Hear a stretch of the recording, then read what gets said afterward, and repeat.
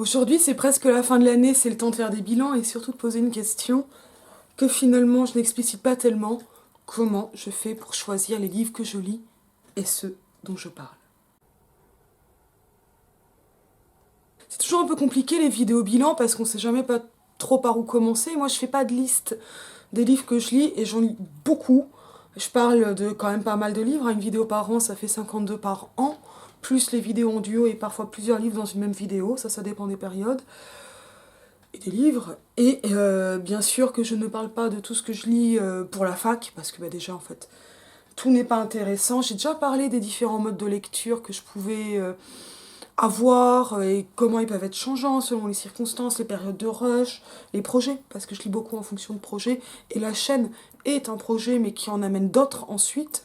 Et chaque vidéo est elle-même un projet, mais c'est pas que tout est notre projet ou dans une vision macroniste, mais ça me permet de fixer quand même des objectifs. Alors ça pose déjà cette question de la rentabilité qui, que je n'aime pas poser en ces termes, mais je dois bien reconnaître que je cherche quelque chose qui me permette de vivre dans des contraintes temporelles très strictes, quand même, parce que le temps passe vite et que je fais pas mal de choses avec un emploi du temps assez chargé, même cette année, alors que j'ai commencé un postdoc parce que j'ai vu comme un... Enfin, ça fait appel d'air en fait. J'ai vu l'opportunité absolue de faire d'autres choses et des choses vraiment chouettes et j'en suis ravie.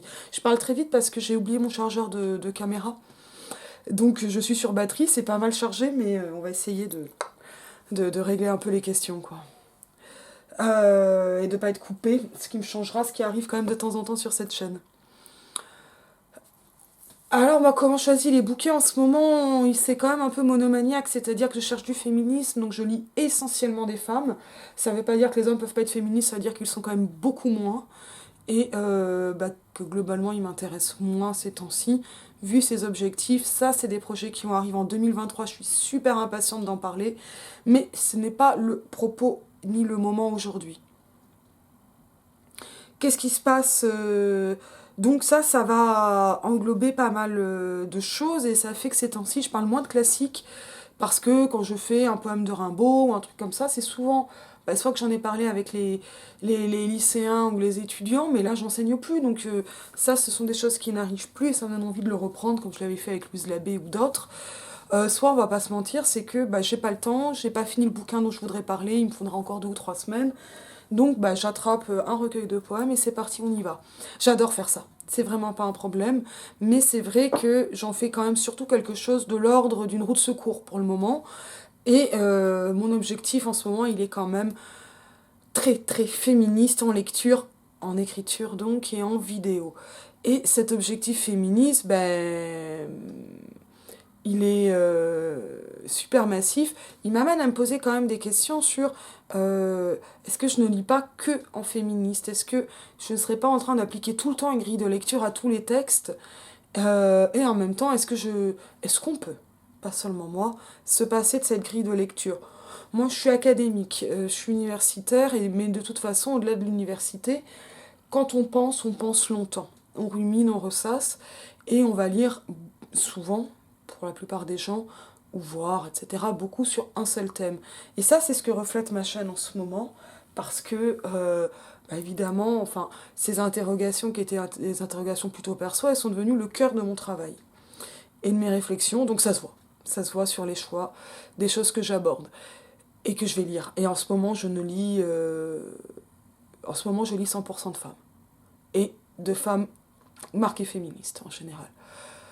C'est étrange, en fait, c'est étrange, c'est quelque chose qui n'est jamais arrivé dans ma vie, que je trouve assez plaisant, c'est assez stimulant, et je lis en revanche tous les féminismes.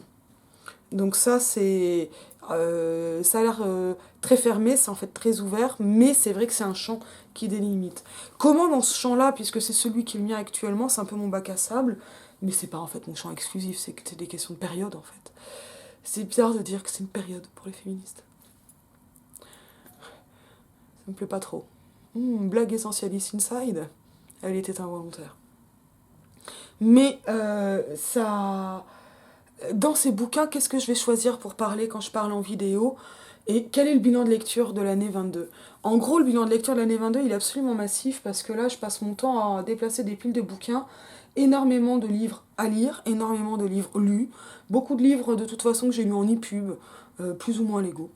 Et, euh, et en fait que j'oublie parce que j'en parle pas. Alors moi je refuse de parler, c'est très rare que je parle d'un e-pub sans avoir acheté ou sans avoir le livre en main. Je les ai pas tous achetés, parfois on me les offre, parfois on me les prête pour les vidéos, et puis quand je dis acheter, ça peut être aussi d'occasion, etc. Bon, pour moi 2022 c'est vraiment la grande découverte de Christiane Rochefort, énorme autrice. C'est un approfondissement massif, alors là on est dans les Belges que j'ai pas encore lu, de la SF, mais je pense qu'il y a à portée de main. C'est beaucoup moins de Renan, beaucoup moins de choses comme ça. C'est mais beaucoup beaucoup de SF et de SF parfois ancienne, parfois exotique, parfois très classique et que je connaissais pas. C'est un approfondissement là en cours et qui va courir encore sur 23 de Virginia Woolf. Là on passe au roman. Je suis en plein dans Orlando, ça viendra. Flush est arrivé il y a pas longtemps. Et je n'ai toujours pas fini Trois Guinées, que j'aime toujours autant, mais ça fait partie de ces livres que j'aime tellement que j'arrive pas à les lire. Et ça vous arrive. C'est quelque chose d'absolument. Alors voilà, donc j'ai lu Octavia Butler, que j'ai adoré, j'en ai parlé. Des bouquins comme ça. Au niveau académique, ça a été beaucoup de lecture et de relecture et de découverte de fonds anciens 19e. Ça, c'est quelque chose d'extraordinaire. J'ai parlé de Saint-Simonienne plusieurs fois. Je parlerai de Claire Desmar. En plus, là, il y a une édition un peu ancienne, plus les textes sur Gallica. Ça devrait arriver très vite en 23. C'est merveilleux. Alors parce que ce que je dis pas là, c'est que d'avoir cette espèce d'objectif lecture féministe, bah, ça ferme la porte à pas mal de monde, mais alors par contre, ça m'en ouvre d'extraordinaire. Et j'en ai parlé en faisant de très rapides hauls de ce que je trouve en bouquiniste en ce moment, en Belgique, à Caen, etc. Et je fais moins les bouquinistes qu'avant. Mais c'est génial en fait parce que je me colle devant le rayon SF, le roman, le rayon SF, le rayon horreur, puisque là en ce moment c'est vraiment ça qui m'intéresse. Bientôt c'est le cul, donnez-moi vos suggestions. Comment on peut faire du cul féministe, hein? Moi je sais pas, c'est compliqué. Je veux bien plein de suggestions sur toutes ces questions-là, parce que moi je lis tout. Après je sélectionne, mais je lis tout. Donc c'est voilà, ça m'amène à aller chercher parce que je me dis, en SF, on se pose des questions, comment on se les pose. L'horreur, c'est quelque chose qui m'intéresse, la peur, ça m'intéresse. C'est quoi une peur de femme? Vous allez très vite, enfin, vous comprendrez bientôt pourquoi. Ces questions-là me passionnent autant, même me passionnent depuis des années. Et donc, bah, je me fous devant les rayons et en fait, voilà, de façon très bête, hein, très mécanique finalement. Alors, des fois, je cause avec les bouquinistes et tout ça, j'adore les libraires. Je le fais plus avec les bouquinistes qu'avec les libraires, je sais pas trop pourquoi. Je dois être impressionnée par le neuf. Mais dans ces moments-là, je prends le rayon et je attrape toutes les femmes. Et après, donc, je vais choisir en fonction de est-ce que ça parle des questions de genre qui m'intéressent. Alors, je vais prendre aussi les hommes quand, comme dans Misandra de Claude Veillot, hein, dont j'avais parlé, ils ont des titres qui très clairement vont parler de ça. Et parce qu'en fait, l'antiféminisme m'intéresse aussi. Parce que c'est le revers. Mais bon, j'avoue que là, moi, je cherche des bouquins avec une conscience politique qui va pas forcément être une conscience théorique, intellectuelle, académique, tout ça, c'est justement pas ce qui m'intéresse. Ce que je cherche, c'est à voir comment on pense sans le concept. C'est ça, la nouveauté intellectuelle du postdoctorat cette année, j'en ai parlé il y a quelques vidéos. Et ça, j'alimente ce projet sur le 19e siècle. Comment elles ont fait les Saint-Simoniennes pour inventer le féminisme, en gros. Ça veut dire quoi, penser sans concept? Comment on fait? Bah, c'est la littérature. Mais c'est pas que la littérature, mais c'est la littérature et comment dans la littérature, parce que quand on a dit ça, on est très large, on n'a rien dit. Ce qui m'intéresse, c'est toujours le comment. Démonter le moteur, on va vers la machine. Comment on réfléchit à comprendre qu'il y a une machine à démonter en tant que féministe. Voilà, j'utilise des métaphores absolument odieuses, hein, parce que ce sont des métaphores. Je renvoie à Lynch, les métaphores, et je sais plus quoi, cette vidéo que j'avais dédiée à Maëva, il y a 1 an et demi, je crois, que j'aime beaucoup, beaucoup cette vidéo. Parce que ce sont des questions essentielles, la question de la métaphore, quel est le fond de la métaphore.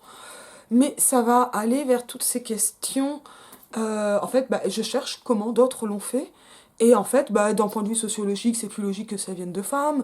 Mais je regarde donc quand même les hommes, et c'est en sélectionnant beaucoup plus. Et dans les femmes, bah, je remets en rayon quand ça parle pas de ce qui m'intéresse, quoi. Et après, je vais chercher sur Internet. Oh, bah, c'est une autrice féministe. Bon, bah, là, la question, elle va être, avec féministe, comment ça se passe? C'est comme ça que j'ai découvert et adoré Naomi Mitchison. Mémoire d'une femme de l'espace, c'est vraiment un très grand roman. Ça, j'en suis certaine. Alors peut-être pas très grand, parce que pourquoi ça se dirait en dimension? Mais c'est vraiment un roman que j'ai adoré. Mais je pense aussi que les femmes manquent souvent d'ambition, et pas toutes, et clairement pas toutes, mais qu'il faut enlever l'espèce d'humour d'atténuation, qu'il faut être capable d'avoir une grande ambition. En tout cas, c'est des choses que je me dis quand moi-même j'écris, et ça va être un des chantiers 23, passer vraiment au roman. Mais je dors pas beaucoup, on va continuer à considérer que c'est surfait. Donc ça va être là, mais après, bon, en fait, je lis, mais genre, j'en parle pas. Clairement, je parle pas des choses trop polémiques. C'est déjà féministe, c'est déjà polémique, ça intéresse déjà pas tout le monde. Je veux certainement pas rentrer dans les polémiques du féminisme. Je déplore énormément l'ambiance que je vois sur les réseaux sociaux, parce que moi je suis toujours pas en assaut. Ça viendra peut-être pas, on verra. Mais vraiment, c'est pas ça qui m'intéresse. Moi, et ça, c'est parce que comme j'ai un tempérament qui peut être plutôt colérique, comme j'ai un certain talent pour le sarcasme, je me suis rendu compte il y a déjà des années, et c'est une hygiène de vie que j'essaie d'appliquer et de mettre en place, mais je dis pas que ça veut dire que je suis parfaite et que j'y arrive, hein, mais j'essaie, c'est vraiment quelque chose de très important pour cette chaîne, et dans mes écrits, et j'essaie dans les conversations que j'ai avec mes amis, mes proches ou d'autres, de ne de quand même toujours rappeler le bien que je vois dans les choses, l'intérêt. Pourquoi c'est fait de cette façon-là? En quoi c'est intéressant? Quand bien même c'est pas mon féminisme ou le féminisme que j'aime. Et de toute façon, plus j'avance dans le féminisme, plus certaines choses sont, comme certains principes, absolument ancrés, comme chez tous les vieux cons, quoi. Et je m'inclus, hein. Voilà, c'est parce que c'est l'âge qu'avance, hein. Et là, voilà. Hein, il y a des choses qui vont rester très ancrées, moi je me rends compte en vieillissant, je vieillis pas encore, mais enfin, voilà, je suis plus jeune là, c'est fini la jeunesse. Mais certaines choses ne sont plus négociables, et c'est d'autant plus depuis le deuil de mon père, et pas seulement, mais alors tout le reste, détachement absolu, et j'aimerais tellement que ce détachement soit euh, pas un désengagement, c'est pas un désengagement, mais c'est en fait une façon de ne plus focaliser sur les détails. Et bizarrement, ça m'a enlevé énormément d'angoisse de perdre mon père. Pas de tristesse, hein, je parle vraiment de l'angoisse, parce que les détails ne comptent plus. Et on va y arriver, c'est pas grave. Voilà. Et ça, je crois que politiquement, c'est pas forcément désagréable, alors ça veut dire très concrètement qu'Athéna, c'est insupportable. Bon, voilà, je passerai pas mes journées à tweeter sur Katniss, voilà, insupportable notamment parce que de gauche, etc. Insupportable, on peut juste pas. Mais on n'a même pas le temps d'essayer en fait, quoi. C'est fini. Ce temps-là, on l'a pas. C'est ça, cette espèce de détachement. Il peut aussi être sans concession. Mais alors, tel ou tel détail d'une loi qui en fait le plus souvent en social-démocratie, donc pour les mouvements principaux de gauche, hein, est absolument un détail, on va clairement pas se faire des cheveux blancs pour ça. En revanche, les problèmes principaux, qui sont toujours des problèmes matériels, le quotient familial au niveau des impôts, la façon dont les allocations familiales sont soumises à surveillance des femmes, les questions de garde et de violence sur les femmes et les enfants, et ou les enfants, les questions de loi Elan sur le logement, qui est un énorme obstacle au logement, notamment des femmes en situation de violence conjugale. Horreur! Horreur! C'est ça les sujets importants. Et là, je suis désolée, la littérature ne peut rien en soi. Elle peut visibiliser, souligner, montrer, dire, mais elle fera pas la loi. Elle fera pas la loi, elle fera pas le lobbying, elle peut être quelque chose de pré-engagement qui va accompagner l'engagement, le montrer, etc. Mais c'est pas la littérature qui fait la loi. La littérature, elle sert à rien à ce niveau-là. Et au niveau vraiment franchement politique, et j'en suis de plus en plus persuadée, mais j'en fais aussi une grande liberté, en fait. La littérature, elle sert à rien. Et ça me rappelle que j'ai choisi la littérature justement parce qu'elle ne sert à rien de direct. Mais, et je reprends Barthes, c'est cet indirect qui est précieux. Et ce qu'elle peut faire, c'est des fois enfoncer des portes ouvertes, des fois en ouvrir d'autres.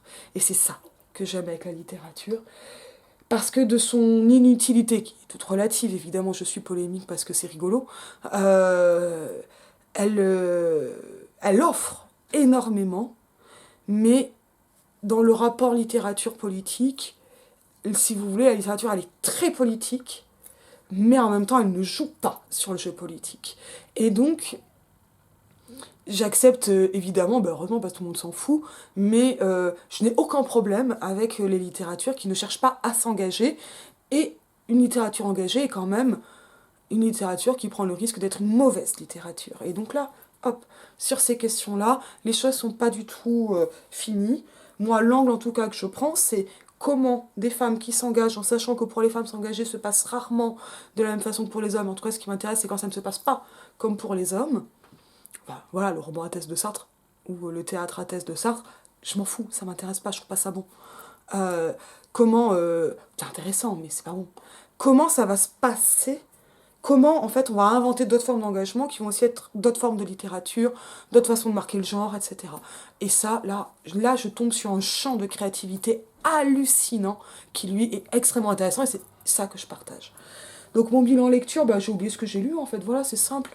Et enfin, des fois, j'oublie que j'ai fait une vidéo. Ça m'est arrivé de vouloir faire une vidéo que j'avais déjà tournée, en fait. Bon, ça m'est arrivé aussi de refaire volontairement des vidéos sur des livres déjà lus et relus, etc. Solanas, Beauvoir, enfin. Mais globalement, voilà, les vidéos, elles vont toujours suivre le rythme de mes lectures pour savoir un peu voilà, comment je sélectionne. Je tourne dans la semaine avant la diffusion et donc bah, ça épouse le mouvement de ma vie, ses déplacements, même si en général j'essaie de filmer avant ou après un déplacement, donc j'ai un peu de rétro-planning. Voilà. Businesswoman, c'est parti. Mais, bah non, mais parce que c'est galère de transporter la caméra, on le voit, j'ai oublié le chargeur. Mais ça, c'est quand même des questions qui sont, bon, voilà, très secondaires par rapport à d'autres. En tout cas, j'essaie de garder cette actualité par une espèce de fraîcheur qui veut dire aussi bah, qu'il y a des réflexions qui sont en cours et sur lesquelles je peux revenir donc, de vidéo en vidéo et ça fait un peu le feuilleton.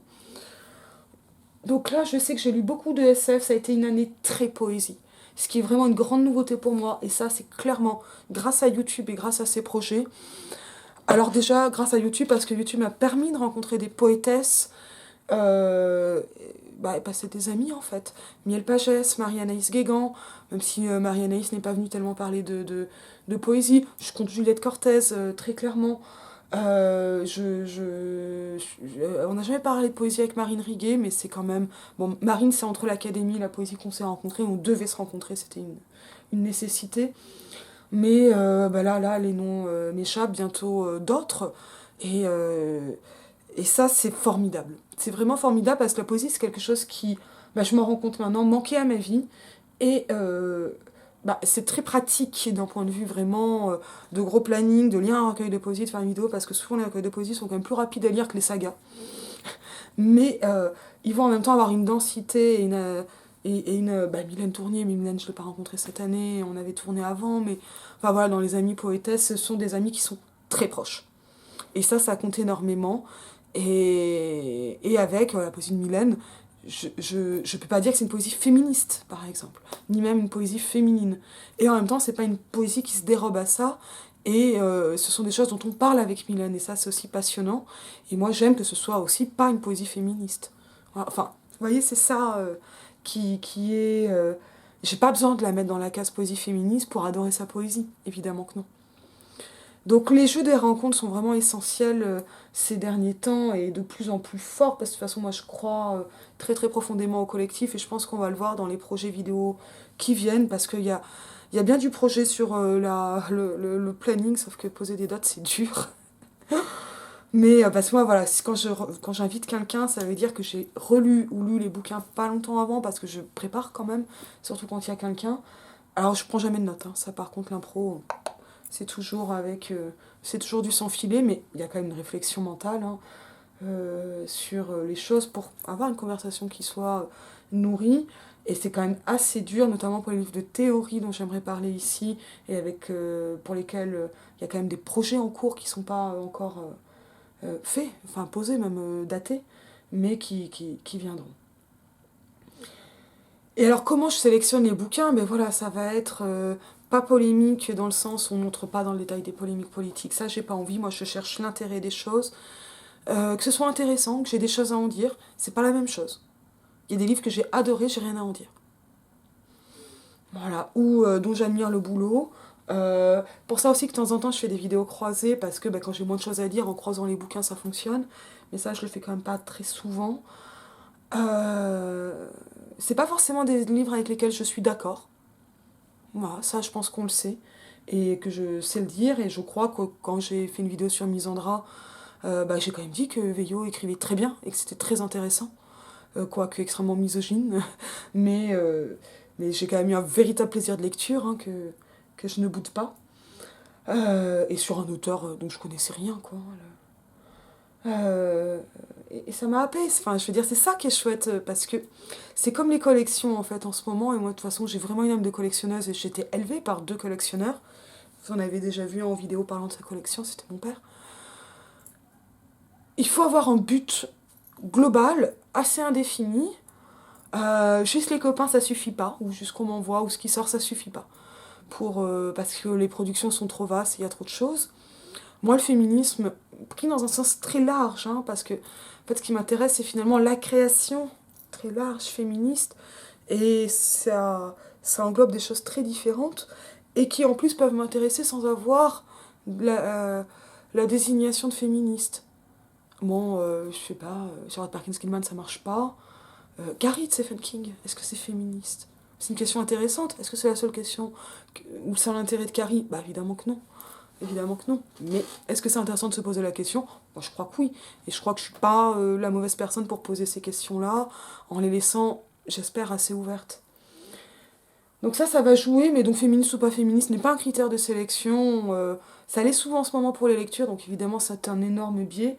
Mais ce n'est pas un critère de sélection pour parler en vidéo, puisque bah voilà, quand je parle de Rambo, les questions, je leur ai répondu même pas. Hein.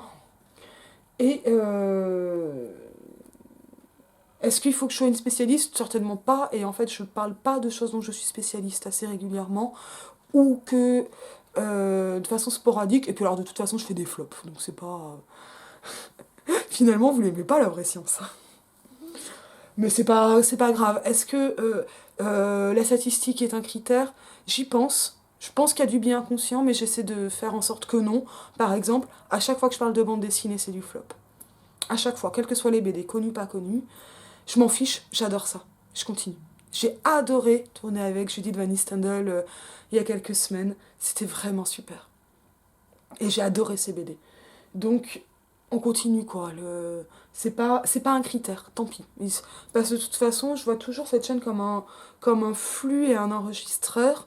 Ça me permet moi d'avoir ces fameux brouillons parlés dont je parlais justement, ou que j'évoquais il y a plusieurs mois, voire un an et demi. Parce que là, maintenant, on est à bientôt 3000 abonnés. Faut que je réfléchisse à la vidéo des 3000. Je sais pas comment je vais faire. Je vais faire. Et je sais pas combien j'ai fait de vidéos, mais ça fait vraiment beaucoup de vidéos. Et ça fait pas mal de lectures parce que, bah, en fait, il y a plus de lectures que ce dont je parle. Même s'il y a des moments où le rythme de lecture ne suit pas, alors je prends un classique. Ou des fois, enfin, en fait, j'ai des listes hein, des livres dont je veux parler, mais il faut aussi les bons moments, que je sois en forme, que je sois en train d'y penser. Je peux pas vous parler de Monique Wittig, alors je l'avais fait en parlant des guerrières, mais je peux pas improviser sur Wittig, c'est trop complexe comme pensée, et c'est trop important d'en parler bien. Mais je peux le faire sur d'autres choses. Voilà. Donc là, je dose aussi en fonction bah, de mes intérêts académiques. Faut pas rêver, hein, ça. Voilà, moi, je veux dire, je mène, enfin, j'ai une vie académique à côté qui est pas la vie vidéo, qui sont vraiment, qui s'entrecroisent de plus en plus, mais qui sont distinctes. Et, euh, et moi, j'aime pas faire de la peine aux gens, ou que ça, la vidéo plaise pas, qu'elle soit pas bonne. Qu'elle marche pas, c'est pas grave, mais me planter sur dire des énormités, ça m'embête plus, parce que bah, c'est des questions, je sais pas, c'est quand même de l'ego, quoi.